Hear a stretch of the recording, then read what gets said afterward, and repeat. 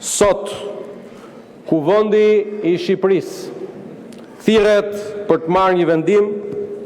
me një peshë tepër të veçantë politike dhe historike, që shkon përtej rendit të zakonshëm të ditës ku Republika e Shqipërisë dhe kryeministri I saj,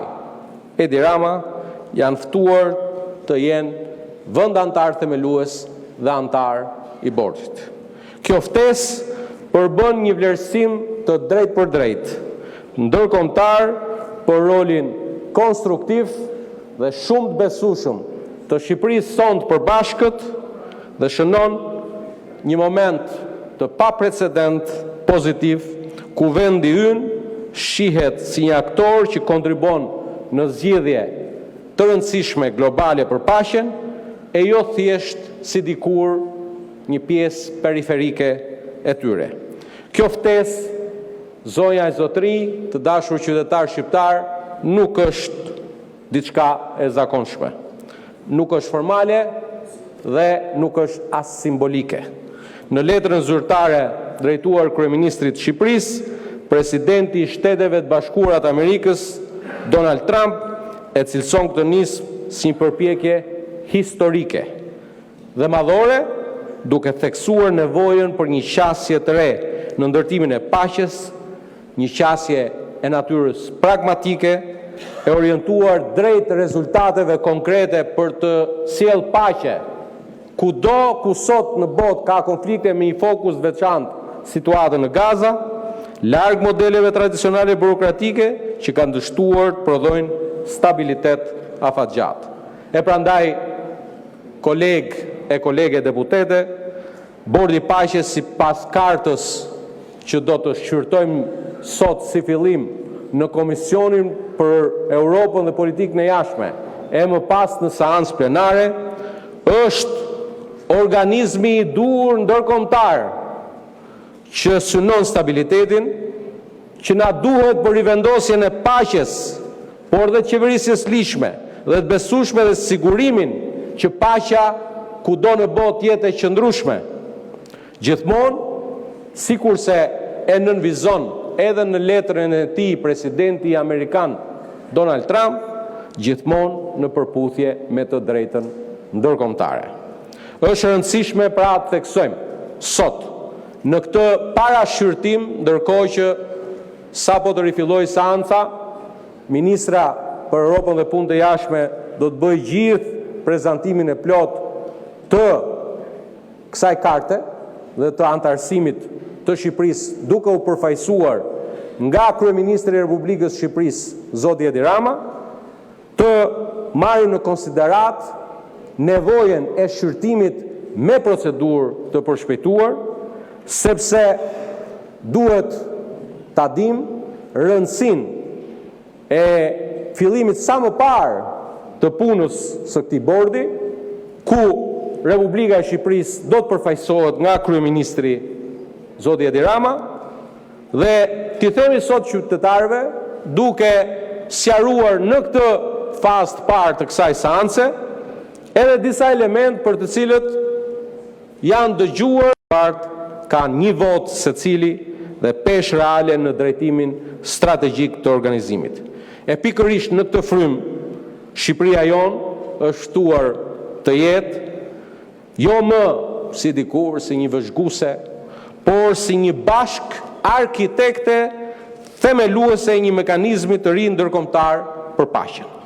Ky është një kalim simbolik dhe politik nga dikur periferia e diskutimeve globale mund qendër të tryezës së vendimarrjes.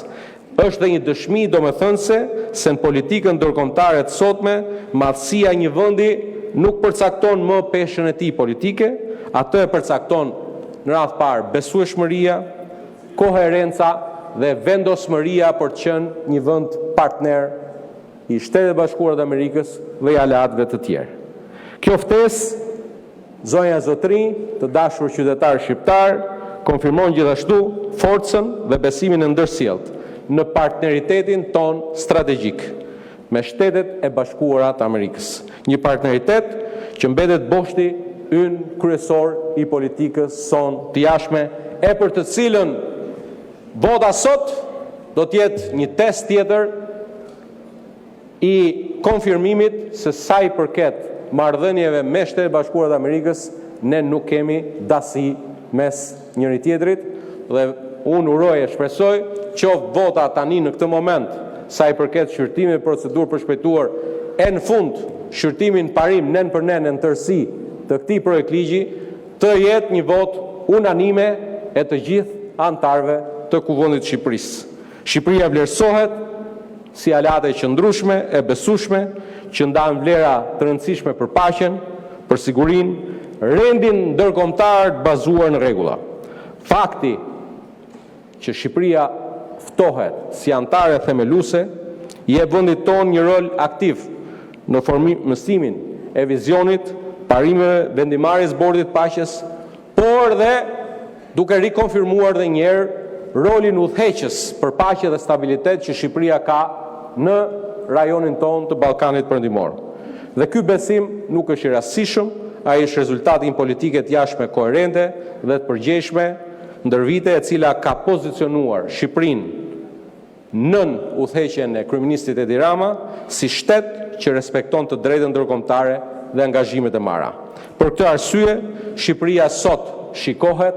jo vetëm perceptohet, por konfirmohet si aktori pa agenda të fshehta, i aftë të kontribuojnë në procese të ndjeshme diplomatike, sikur janë proceset që do të fillojnë menjëherë që nga java e ardhshme me një prezencë të përfaqësuesit të Shqipërisë në bordin e paqes të kryeministrit Rama. Ftesa për t'ju bashkuar bordit paqes rrit ndjeshëm profilin dhe vizibilitetin ndërkombëtar të Shqipërisë dhe dërgon një mesazh të fortë: Shqipëria jon e përbashkët eksporton vetëm stabilitet dhe nuk konsumon as pak stabilitet. Koleg, kjo ftesë është padyshim një ndër nderet më të mëdha për Shqipërinë dhe shqiptarët anë mban globit, kudo që ata jetojnë e punojnë. Por mbi të gjitha është një përgjegjësi shtetërore, ku i takon sot Kuvendit të Shqipërisë të marrë dhe kuvendi pjesën e përgjegjësisë, por dhe të një roli të rëndësishëm mbështetës për ta çuar përpara procesin e ratifikimit të antarësimit të Shqipërisë, të aderimit të Shqipërisë,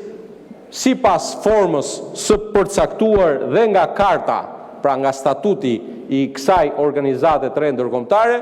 duke i dhënë plot fuqishmërinë përfaqësimit të Shqipërisë në këtë kartë të bordit paqes nga kryeministri i Shqipërisë. Pjesëmarrja në bordin e paqes nuk është një përfitim imazhi, por një angazhim për të kontribuar realisht, ku çdo vendimarrje do të udhëhiqet nga interesi kombëtar dhe përgjegjësia institucionale. Sot edhe opozita nuk ftohet për të votuar një parti, nuk po votojmë një mazhorancë apo një opozit, por po votojmë për Shqipërinë dhe për rolin që ajo zgjedh të luajë në botë, e për të cilën Shqipërinë tonë përbashkët duhet jemi të gjithë krenarë. Ju ftojmë ta votoni projekt vendimin që ju kemi paraqitur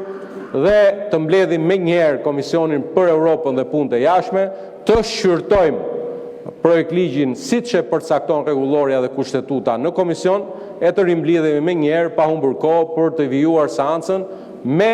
shqyrtimin dhe votimin sot të këtij projekt ligji që unë nuk hezitoj as pak. Kemi nderin të gjithë që u ndodhëm sot në Kuvendin e Shqipërisë për të votuar një akt historik të Shqipërisë sonë përbashkët. Faleminderit gjithëve. Faleminderit zoti Balla, fjalën e ka zoti Gazmend Bardhi.